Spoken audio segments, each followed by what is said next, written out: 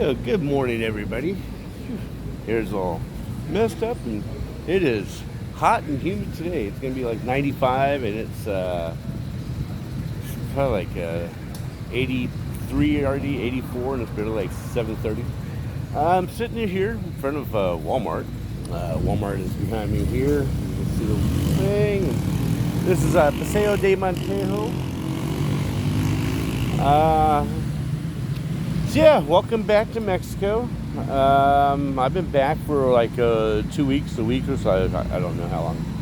I've been dealing with bureaucracy with the VA and trying to get my surgery done. So this is what's happened. Came back, the Houston VA said that they would. I forget where I left off. Sorry. Last time you heard from me, I was headed to Houston to get some surgery done. I traveled to Houston. They put me up in a hotel on Monday, June 13th. Said come in the next day. We'll have surgery. It's already scheduled for you. So I showed up at the time on Tuesday. Doctor said, no, we're not going to do surgery on you. You haven't quit smoking yet. And I said, well, they never told me that was a stipulation of when I had to, but fine, I quit. So, well, you have to prove for me for 2 weeks before we can operate. I said, I have nothing but time. You want to house me for 2 weeks here? That's fine. I quit smoking. I gave my cigarettes, all the cigarettes I had, away. He said, fine. The head nurse, travel coordinator nurse, was there with you. Her name was Claudette Jordan. Said, come back in till next day, and we'll get all the surgery and the schedule appointments done. And I said, okay. Went in and they scheduled me a follow-up appointment on, I think it was July 6th for post-surgery. And said, sorry, but because we don't have any appointments in between then, we can't authorize housing for you. And I said, well, I wish you would have made this known ahead of time. So I flew back to Mexico. I am back in Mexico for the last, I don't know how long. Started a congressional inquiry pretty much thing. I talked to my both senators from Michigan and informed them of the situation, a veteran, not getting surgery, not getting help. And I also created it's called a White House VA crisis hotline. You call them up with issues like this, and you give your a case, and it goes forward with like an issue. So I was on the phone with that person last week, and gave him all the information. And I got a phone call, and it went to voicemail. And it was my nurse, Jill, saying, sorry you're going through all this, and have some more bad news. It was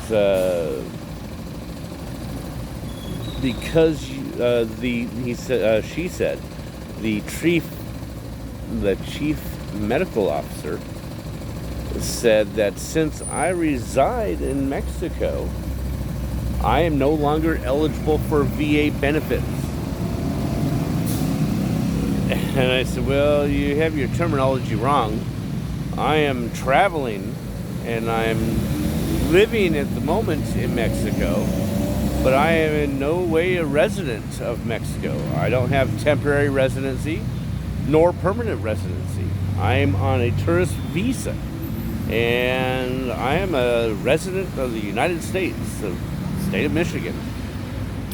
So I called my senators and inform them of the situation. I got one senator called or emailed me and sent me a release form. I sent it back to them. The other senator's office called and was talking with them, and he said, yeah, here's a release form so we can talk to the Battle Creek VA. Send that to you, send it back, and I'll give them a call.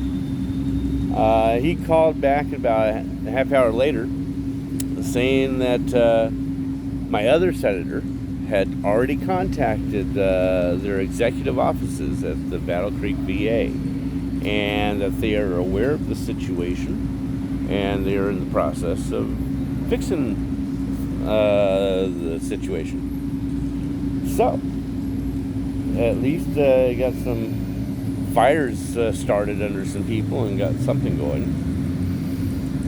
So the latest is, this has been the last week and a half I've been going through all this.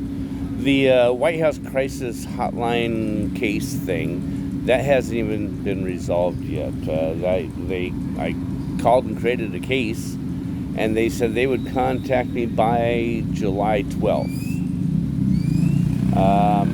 I did get a call from the Battle Creek VA,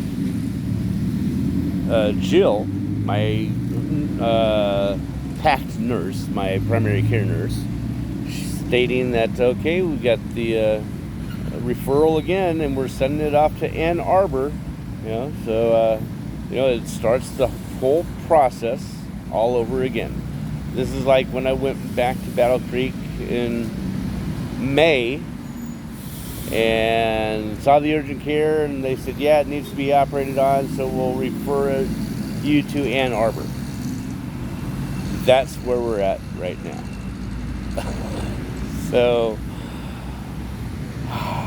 yeah, I did get a response from the senator's office with regards to the congressional inquiry as well. It was this person, Renee Clark, with Battle Creek.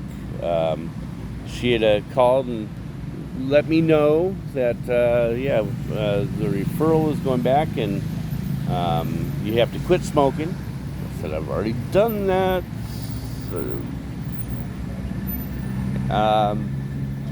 So, okay, we're going to refer it to Ann Arbor, and yes, the Ann Arbor supposedly is open, so they can do surgery there. So, I'm going to get everything in writing before I buy another ticket to go to Michigan.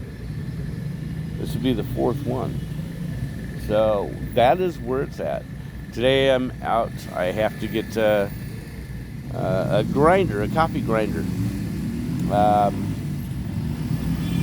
for my other thing.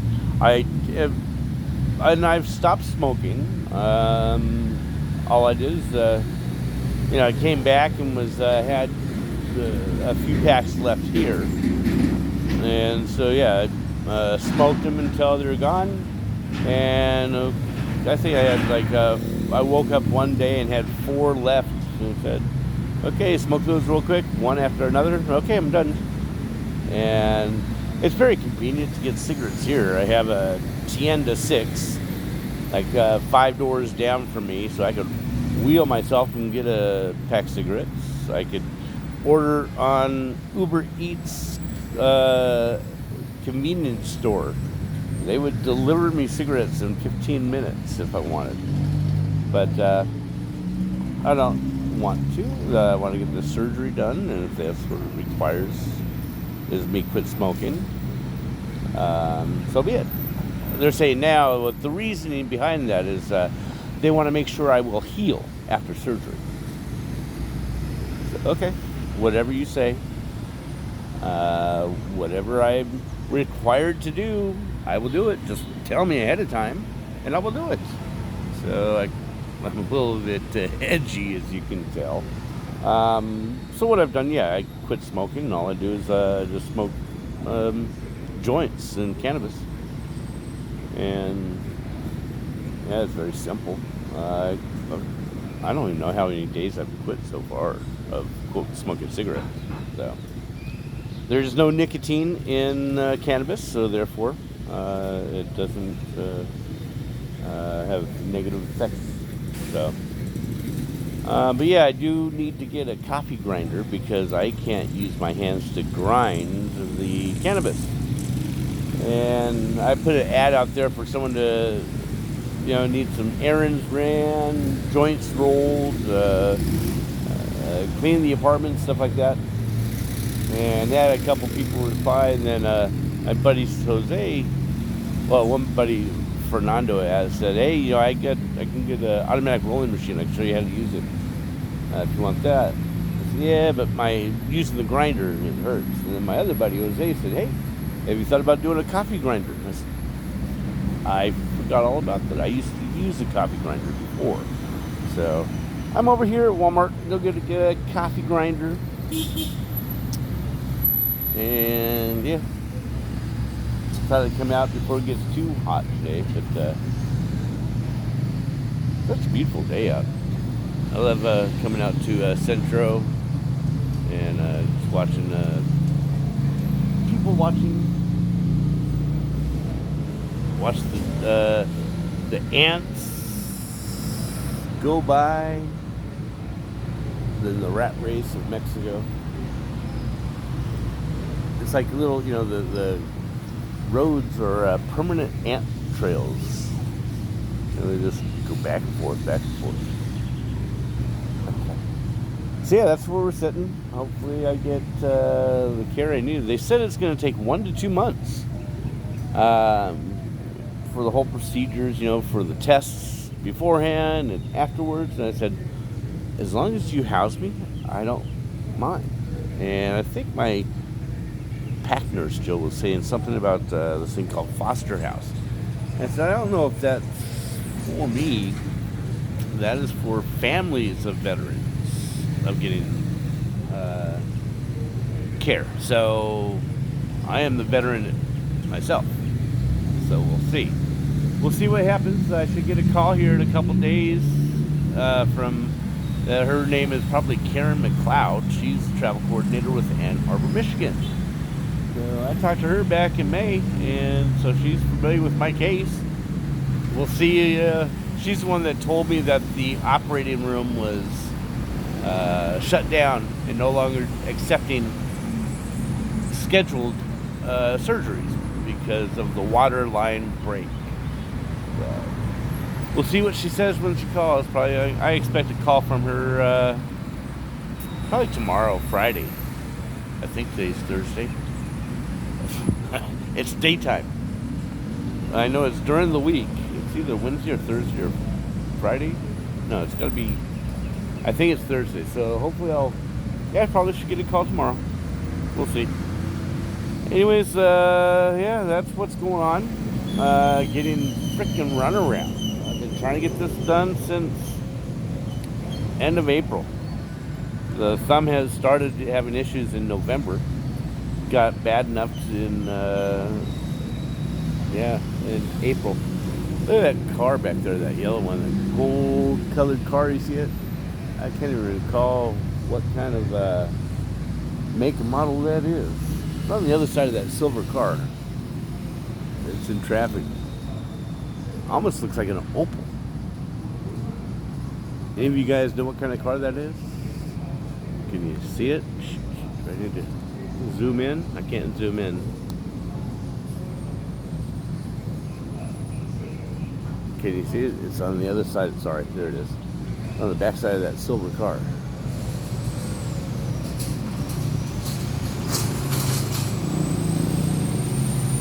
Anyways,